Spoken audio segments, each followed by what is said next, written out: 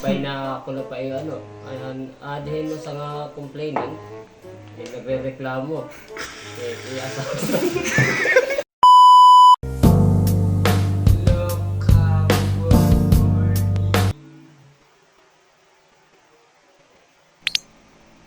Natutulog mo. Reklamo ko kasi ng asawa. Kay...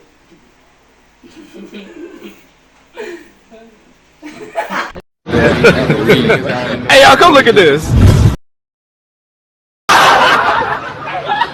Hello, Kap. Good morning.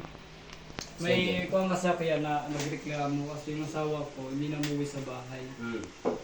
Gusto ko sana imbestigahan natin kasi feeling ko may iba na siya. Hindi niya ako mahal. At saka meron na sa ating iba. Minsan nakikita ko sa kanyang pag-uwi ko, hindi na siya gumagalaw.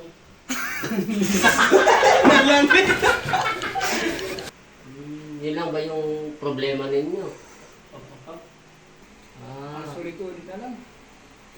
Sige. Gusto ko naman marinig yung side nung yung panig ni Mr. Gary.